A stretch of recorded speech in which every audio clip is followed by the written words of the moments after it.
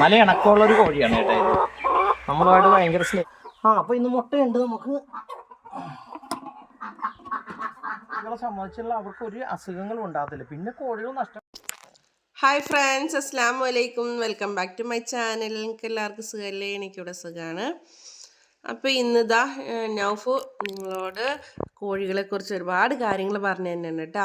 അപ്പോൾ ആദ്യം തന്നെ നൗഫു ഇന്ന് രാവിലെ കൂടൊക്കെ തുറക്കണ മുമ്പ് തന്നെ കോഴീൻ്റെ വെള്ളപ്പാത്രമൊക്കെ എടുത്ത് നല്ലപോലെ തേച്ചൊക്കെ കഴുകി, ഇടയ്ക്കൊക്കെ നമ്മൾ അത് ക്ലീനാക്കി വെക്കാറുണ്ട്. അപ്പോൾ ഇന്ന് തേച്ചൊക്കെ കഴുകി അപ്പോൾ അവർക്കുള്ള വെള്ളം വെച്ച് കൊടുക്കുവാണ്.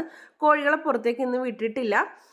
അപ്പോൾ ഇന്ന് കോഴികളെക്കുറിച്ച് കൂടുതലും നൗഫിനാണ് കൂടുതലും സംസാരിക്കാൻ പറ്റുന്നത്. കാരണം നൗഫുവിന് ബെഡ് ഷോപ്പ് തുടങ്ങിയിട്ട് ഇപ്പോൾ ഇന്ന് 11 വർഷത്തോളം അങ്ങനെ കഴിഞ്ഞ്. അപ്പോൾ നമ്മുടെ കൂടെ കോഴികളും ഒക്കെ ഇഷ്ടം പോലെ ഉണ്ട്. പല വെറൈറ്റി കോഴികളും ഫാൻസി കോഴികളും ഉൾപ്പെടെ ഇഷ്ടംപോലെ കോഴികളുണ്ട്. അപ്പോൾ എല്ലാ കോഴികളെക്കുറിച്ചും അതുങ്ങളുടെ അസുഖങ്ങളെക്കുറിച്ചും മെഡിസിനെക്കുറിച്ചും ഒക്കെ നല്ല രീതിയിൽ അറിയാം. നമ്മുടെ കോഴികൾ ആദ്യം തന്നെ വെള്ളമുണ്ട് കൊടുക്കാം. അപ്പോൾ അതേടെ നൗഫ് ഇപ്പോൾ ഉണ്ട്. നൗഫിനോട് കുറച്ച് കാര്യങ്ങൾ ചോദിച്ചറിയാം. ഇപ്പോൾ എന്താണെന്ന് വെച്ചാൽ നൗഫ് എത്ര ആളായി നൗഫ് നമ്മുടെ പെറ്റ് ഷോപ്പ് തുടങ്ങിയിട്ട്? പെറ്റ് ഷോപ്പ് തുടങ്ങിയിട്ട് ഇപ്പോൾ 11 വർഷം കഴിഞ്ഞു. അരൂരാണ് നമ്മൾ ഷോപ്പ് നടക്കുന്നത്. അപ്പോൾ ചെറുപ്പം മുതലേ എനിക്ക് ഈ പെറ്റ്സിനോടാണ് കൂടുതലും താല്പര്യങ്ങൾ. അതുങ്ങളെ വളർത്തുക, അതുങ്ങളുടെ പുറകെ സമയം ചിലവഴിക്കുക, ഇതൊക്കെയായിരുന്നു എൻ്റെ ഹോബീസ്. എനിക്ക് ക്രിക്കറ്റ് കളിയോടും ഫുട്ബോൾ കളിയോടും ഇങ്ങനെയുള്ള കളികളോടൊന്നും താല്പര്യമില്ലായിരുന്നു അന്ന് മുതലേ. അന്നുപോലെ മെയിനായിട്ടുള്ള ഹോബി എന്ന് പറഞ്ഞാൽ കയ്യിൽ കിട്ടുന്ന കാശിന് എന്തെങ്കിലും സാധനങ്ങൾ മേടിക്കുക, അതിനെ വളർത്തുക, അങ്ങനെയുള്ള കാര്യങ്ങളിലേക്കാണ്. പിന്നെ കോഴികളെന്ന് പറഞ്ഞാൽ നമ്മൾക്ക് വീട്ടിൽ സൗകര്യം ഉണ്ടെങ്കിൽ കോഴികളെ വളർത്തുന്നത് നമ്മുടെ അത്യാവശ്യ കാര്യങ്ങൾക്കൊക്കെ. കാരണം നമ്മുടെ കുട്ടികൾക്കാണെങ്കിലും വിഷമില്ലാത്ത മുട്ടകൾ കൊടുക്കാൻ പറ്റും. നമുക്ക് കോഴികൾക്ക് മെയിനായിട്ട് നോക്കേണ്ട അസുഖങ്ങൾ വരാതെ സംരക്ഷിക്കുക എന്നുള്ള. അസുഖങ്ങൾ വന്നിട്ട് ചികിത്സിക്കുന്നതിന് നല്ലതാണ് അസുഖങ്ങൾ വരാതിരിക്കുക. കാരണം കോഴികൾ കൂടുതലും വളർത്തുന്ന സ്റ്റൈലിനനുസരിച്ചാണ് അതുങ്ങൾക്ക് അസുഖം വരുന്നതും വരാത്തത്. കാരണം നാച്ചുറലായിട്ട് മണ്ണിൽ സെറ്റ് ചെയ്യാനുള്ള കൂടുതൽ സൗകര്യം ഉണ്ടെങ്കിൽ അങ്ങനെ തന്നെ കൂടുതൽ വളർത്തുക. എല്ലാവരും ഇപ്പോൾ അറക്കപ്പൊടിയിട്ടും ചിന്തേരിപ്പൊടിയിട്ടൊക്കെ ചെയ്യുമ്പോഴത്തേക്ക് അതിൽ നിന്നുള്ള പൊടികളും അതുങ്ങൾ കപക്കെട്ടും കാര്യം. ഇപ്പോൾ ഞങ്ങളുടെ കോഴികളെന്ന് പറഞ്ഞാൽ നിനക്കറിയാമല്ലേ, ഇപ്പോൾ ഇത്രയും നാൾ വളർത്തിയിട്ട് നമ്മളൊരു കോഴികളും കംപ്ലൈൻറ്റ് വന്നിട്ടില്ല. ഒന്നിലൊരു അസുഖങ്ങളില്ല. എല്ലാം നല്ല ഹെൽത്തി ആയിട്ടാണ്. നമ്മൾ എന്തെങ്കിലും പ്രായം എത്തിയിട്ട് ഒന്നെങ്കിൽ ഇറക്കിയ അല്ലെങ്കിൽ ആർക്കും സെയിൽ ചെയ്താകുമ്പോൾ മാത്രമേ ഉള്ളൂ അതിന് നമുക്ക് നഷ്ടപ്പെടുന്നുള്ളൂ. പിന്നെ നമ്മുടെ കോമ്പൗണ്ട് മതിൽക്കെട്ടായതുകൊണ്ടും ഇവിടെ പട്ടിയുടെ ശല്യം ഇന്നവരുണ്ടായിട്ടില്ല കേട്ടോ. ഞങ്ങളുടെ ചുറ്റുഭാഗം എന്ന് പറഞ്ഞാൽ മതിൽക്കെട്ടാണ്. ഗേറ്റ് അടച്ച് കൂട്ടി കഴിഞ്ഞിട്ടുണ്ടെങ്കിൽ അതുങ്ങളുടെ ഇഷ്ടത്തിൽ നടക്കും. പിന്നെ ഞങ്ങൾ എന്തായാലും ഒരാഴ്ചയിൽ 2 വട്ടം ഈ കൂട് അടിച്ച് ക്ലീനാക്കി വൃത്തിയാക്കി ഇടുന്നതാണ്. പിന്നെ കോഴികൾ പൊതുവെ ഞങ്ങൾ ഇത്രയും സൗകര്യം ഉണ്ടെങ്കിൽ പോലും അതിനകത്ത് മാത്രമാണ് ഇടുന്നത്. കോഴികൾ പുറത്തേക്ക് ഞങ്ങൾ വിടുന്നുണ്ട്. ഇവിടെ നിന്ന് വിട്ട് കഴിഞ്ഞാൽ ഞങ്ങളുടെ അതിൻ്റെ പറമ്പിൽ അതിനകത്ത് നാച്ചുറലായിട്ടുള്ള കുളങ്ങളുണ്ട്. അതിനകത്ത് പോയി വെള്ളം കുടിച്ചോളും. ഇപ്പം ഞങ്ങൾ രാവിലെ എഴുന്നേൽക്കുമ്പോൾ മാത്രമാണ് ഈ കഴുകിയിട്ട് ഈ പാത്രത്തിൽ വെള്ളം വെച്ച് കൊടുക്കണം. അതുങ്ങൾ ആ ശുദ്ധമായ വെള്ളം അത് ഇപ്പോൾ കൊടുക്കണമെന്നാൽ ജപ്പാൻ വെള്ളമാണ്. നേരത്തെ എന്ന് പറഞ്ഞാൽ നമ്മൾ കിണറിലെ വെള്ളം ഓർന്ന് കൊടുത്തിട്ടുണ്ടെന്ന് വെച്ചാൽ ഇപ്പോൾ നമ്മളൊക്കെ കുടിക്കുന്ന ജപ്പാൻ വെള്ളമൊക്കെയാണ്. കിണർ വെള്ളം മോശമായത് കൊണ്ടല്ല, എന്നാലും അതിപ്പോൾ കൊടുക്കുന്നില്ല. ഇപ്പോൾ ജപ്പാൻ വെള്ളം കൊടുത്തോണ്ടിരിക്കുകയാണ്. പിന്നെ ഇതുങ്ങൾ അതിനുശേഷം നാച്ചുറലായിട്ട് ഞങ്ങൾ കുളത്തിൽ നിന്നാണ് വെള്ളം കുടിക്കുന്നത്.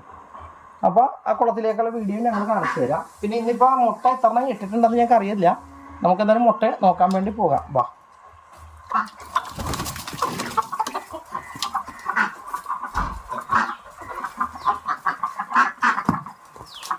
മുട്ടയിടാൻ വേണ്ടി ചെയ്യുമ്പോൾ ഒരാൾ മുട്ട ഇടാനിരിക്കുകയാണ് കേട്ടോ. അയാൾ ചാടി പോയി കളഞ്ഞ് അയാൾ ഇട്ടിട്ടുണ്ടാവും തോന്നുന്നു. അപ്പോൾ ഇന്ന് മുട്ടയുണ്ട് നമുക്ക്.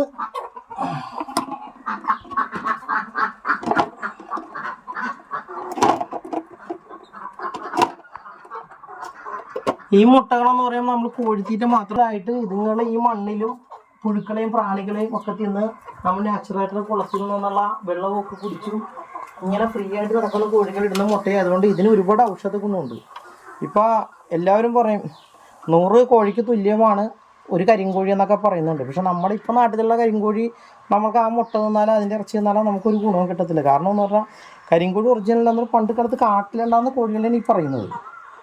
ആ കോഴികൾ ഒരിക്കലും നമുക്ക് കിട്ടത്തില്ല. പക്ഷെ നമുക്ക് എന്നാലും നമുക്ക് കുറച്ചുകൂടെ നമ്മുടെ മണ്ണിലേക്ക് ഇറക്കി വിട്ട് അതുങ്ങളെ വളർത്തിക്കഴിഞ്ഞാൽ ഇപ്പോൾ ഈ മുട്ടകളെന്ന് പറയുമ്പോൾ എല്ലാവിധ ഔഷധ ഗുണങ്ങളും അത്യാവശ്യം ഉണ്ടാവും.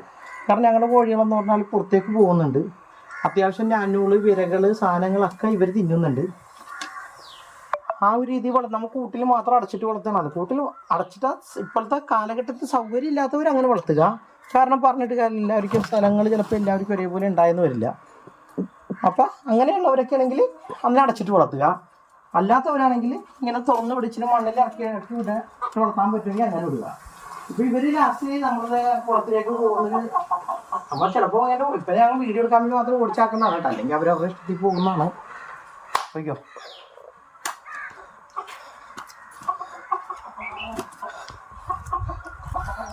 ഞങ്ങൾക്ക് നമ്മളെ കേട്ടോ നമ്മുടെ അടുത്ത് മാറില്ല പിള്ളേരെ.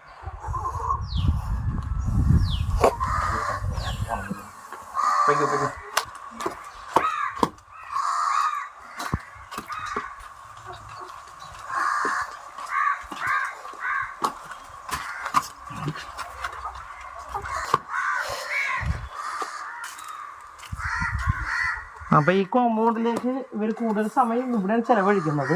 ഇപ്പം നമ്മൾ രാവിലെ അവരെ നമ്മളാക്കാൻ വേണ്ടി ശ്രമിച്ചപ്പോൾ അവർക്ക് ഭയങ്കര മടിയിങ്ങോട്ട് വരാൻ വേണ്ടി, അങ്ങനെ ഞങ്ങളുടെ വീഡിയോ എടുക്കണ്ട എന്നും പറഞ്ഞിട്ട് അവർക്ക് ഇച്ചിരി അഹങ്കാരം. അപ്പോൾ ഞങ്ങൾ ഈ അയൽവക്കത്തല്ലാണെങ്കിലും ഞങ്ങളുടെ ഇപ്പുറത്തെ വീട്ടിലേക്കാണ് കണ്ട കുളത്തിൽ നിന്ന് വെള്ളം കുടിക്കണത്. അതുങ്ങളിപ്പോൾ നമ്മളവിടെ വെള്ളം കൊടുത്തിട്ടുണ്ടെങ്കിൽ പോലും ഈ കുളത്തിൽ വന്നവർ വെള്ളം കുടിക്കും. കാരണം നമ്മുടെ ഗേറ്റ് അടച്ചിട്ട്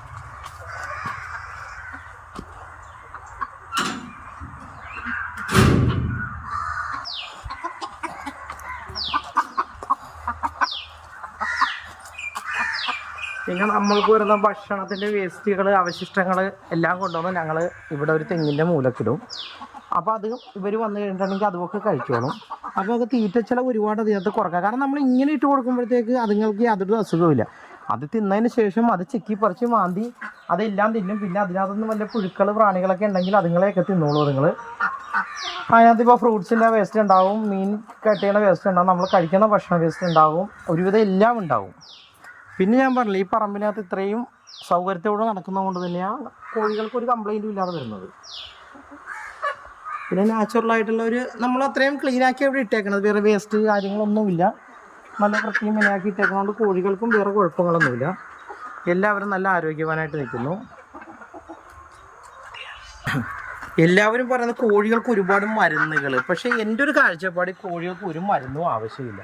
അതുങ്ങളെ വളർത്തുന്ന രീതി അനുസരിച്ചാണ് നമുക്ക് നിങ്ങൾക്ക് അസുഖം വരുന്നത്.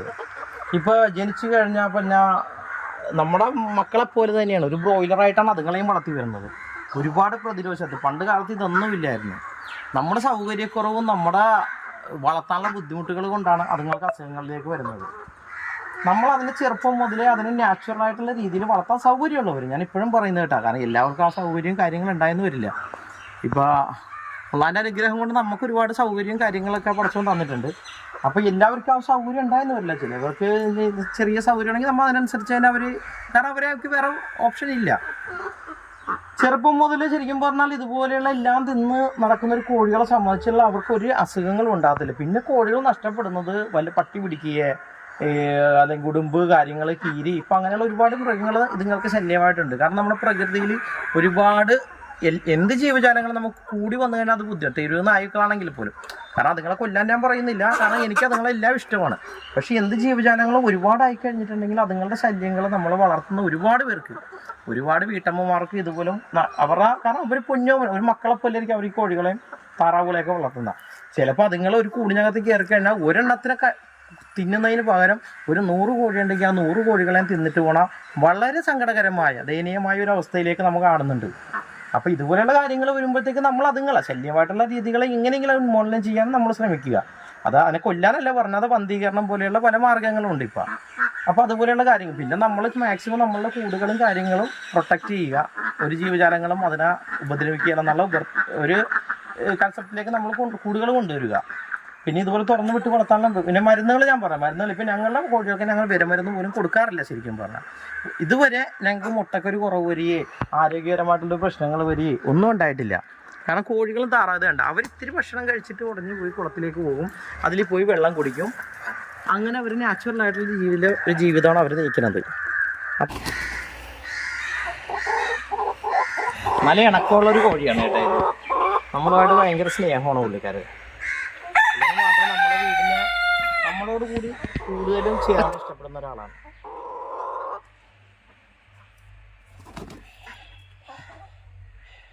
മുട്ടയിട്ട് തുടങ്ങി വരുന്നതല്ലോ കേട്ടോ, ഒരുപാട് പ്രായമൊന്നുമില്ല.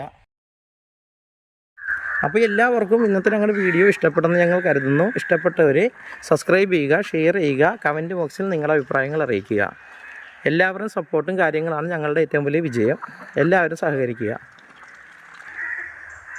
അപ്പോൾ ഇന്നത്തെ വീഡിയോ ഇത്രയൊക്കെയുള്ളൂ. അടുത്ത വീഡിയോയിൽ കാണുന്നവരെ ബൈ. ബൈ.